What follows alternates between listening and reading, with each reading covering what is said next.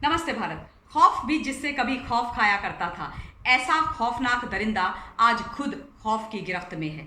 जी हाँ, मैं बात कर रही हूँ मुख्तार अंसारी की, जिसकी फाइनली आज घर वापसी हो रही है। पंजाब की रोपड़ जेल से उत्तर प्रदेश की बांदा जेल का सफ़र इस वक्त जब मैं ये वीडियो आप लोगों के लिए बना रही हूँ, मुख्तार अंसारी सड़क के माध्यम से तय कर रहा है। एक एम्बुलेंस में बिठा करके बहुत हेवी सिक्योरिटी और लाव लश्कर के साथ मुख्तार अंसारी को रोपड़ से बांदा लाया जा रहा है। बहुत भयंकर सिक्योरिटी है। पूरे प्रोटोकॉल जो एक अपराधी को जेल से जेल में शिफ्ट करने के लिए इस्तेमाल किए जाते हैं, उनको मद्देनजर रखते हुए मुख्तार अंसारी को उत्तर प्रदेश लाया जा रहा है। हालांकि मैं ये भी आप लोगों को बता दूं कि इससे पहले कितना भी बड़ा कुख्यात राजनैतिक अपराधी हो या नॉर्मल क्रिमिनल हो, उसको कभी जेल टू जेल इस प्रकार की सिक्योरिटी के साथ शिफ्ट नहीं किया गया।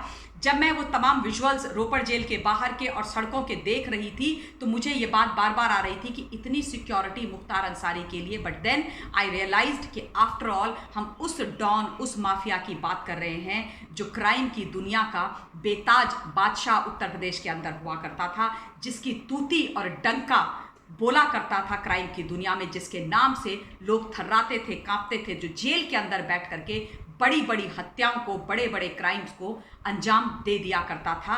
मुख्तार अंसारी वो नाम जिसको पूरा सरकारी महकमा सर पर उत्तर प्रदेश के अंदर बिठा करके रखता था। मुख्तार अंसारी वो नाम जिसको सरकारें एकदम अपना समझ करके पाल पोस रही थी और उसको शेल्टर दे रही थी।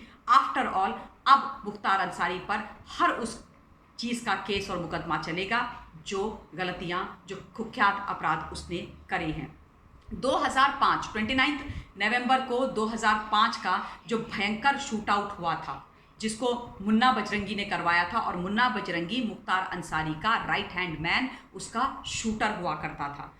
कृष्णानंद राय जो भारतीय जनता पार्टी के एमएलए हुआ करते थे, उन कृष्णानंद राय और उनके 6 साथियों को मुन्ना बजरंगी ने खुलेआम गोलियां मारकर दिन दहाड़े लहूलुहान करके उनकी हत्या कर दी थी। और ये सारी चीज़ें मुख्तार अंसारी ने तब करवाई जब वो गाजीपुर जेल के अंदर बंद था 2005 में।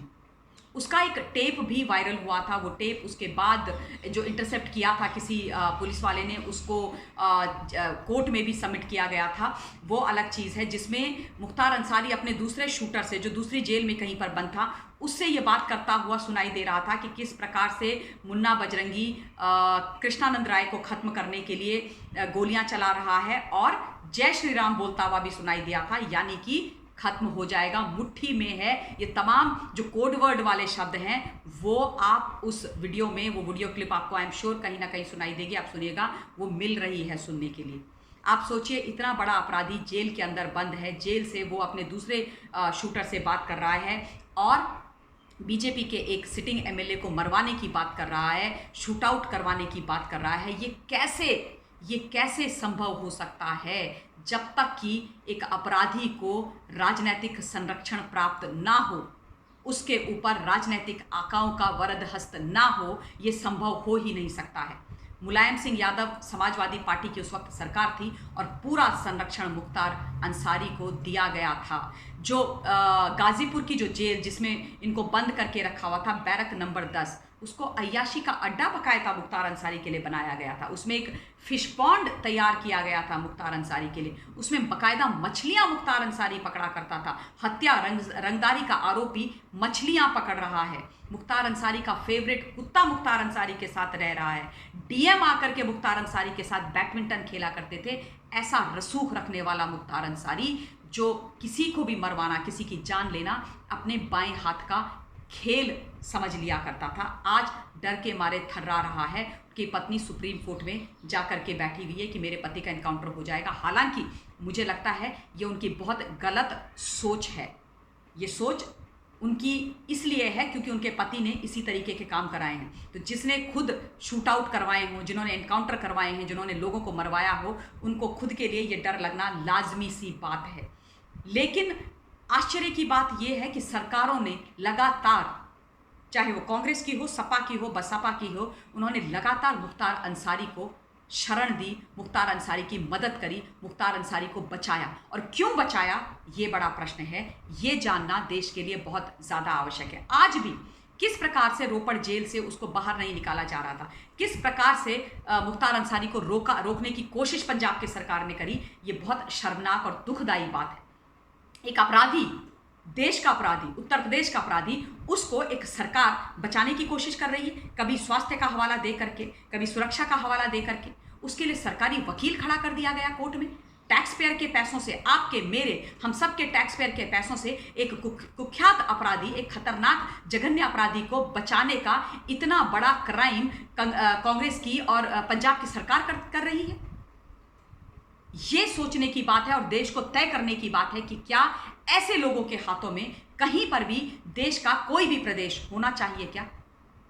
ये सोचने की बात है। हालांकि मुख्तार अंसारी का जो सफ़र वो अय्याशी का था, जो ऐशो आराम का समय था, वो ख़त्म हो गया। वो बांदा जेल वापस आ रहे हैं। ये वो लोग हैं जिन्होंने बड़े बड़े सरकारी जो अधिकारी थे, आईपीएस ऑफिसर थे, अगर किसी ने मुख्तार अंसारी पर किसी भी प्रकार का मुकदमा या केस करने की कोशिश करी तो उनको ख़त्म कर दिया गया। एक ऐसे अधिकारी थे जिन्होंने पोटा लगाया था मुख्तार अंसारी पर, उनके ऊपर इतने केसेस समाजवादी पार्टी ने लगाए, मुलायम सिंह यादव मुख्यमंत्री थे, उनकी सरकार ने लगाए कि वो फाइनली उन्होंने नौकरी छोड़ दी, उनको जेल में डाला गया। यद्यपि इस वक्त की जो सरकार है, आदरणीय योगी आदित्यनाथ जी की जो सरकार है, उन्होंने सारे वो जो झूठे इल्ज़ाम उन पर लगाए गए थे, उनके ऊपर जो केसेस किए गए थे उन पुलिस अधिकारी पर, वो खारिज कर दिए गए, हटा दिए गए हैं। और जब उन्होंने ये जानकारी लोगों को दी अपने सोशल मीडिया के माध्यम से, तो वो बुरी तरीके से टूट गए, फफक फफक कर रोने पड़े। सोचिए आप, कितना खतरनाक खेल इस देश के अंदर, उत्तर प्रदेश के अंदर इन सरकारों के द्वारा चलाया जाता था।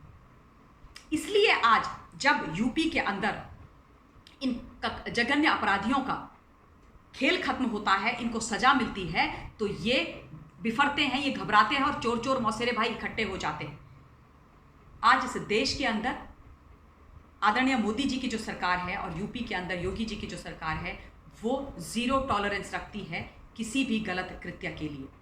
और आज जिस प्रकार से बाय रोड वापस लेकर के आया जा रहा है मुख्तार अंसारी को, ये एक बहुत बड़ी विजय है, कानूनी विजय है और नैतिक विजय है। मैं देखती हूँ कि कांग्रेस पार्टी के तमाम प्रवक्ता आकर के, कांग्रेस पार्टी के तमाम सिंपथाइजर आकर के विभिन्न चैनल्स में मुख्तार अंसारी को सपोर्ट करते हैं। इससे बड़ी शर्म की और दुख की बात नहीं हो सकती। वो व्यक्ति जो जेल के अंदर बैठ करके अंजाम दे रहा था हत्याओं को, कुख्यात अपराधों को, जो अंदर जेल में होता था और बाहर जितने भी सरकारी कॉन्ट्रैक्ट निकलते थे वो मुख्तार अंसारी को मिलते थे या उसके गैंग को मिलते थे।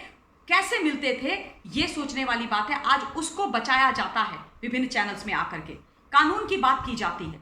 कौन सा कानून? जिस कानून को खत्म करके मुख्तार अंसारी ने इतने बड़े बड़े कुख्यात अपराधों को अंजाम दिया, जिस कानून को मुख्तार अंसारी अपनी जेब में रखता था क्योंकि उसको राजनीतिक संरक्षण मिला हुआ था, जिस कानून को मुख्तार अंसारी कभी कुछ नहीं समझता था, आज तक कुछ नहीं समझता था, उस कानून की आप लोग धज्जियां उड़ाते हो। आप लोगों को शर्म नहीं आती?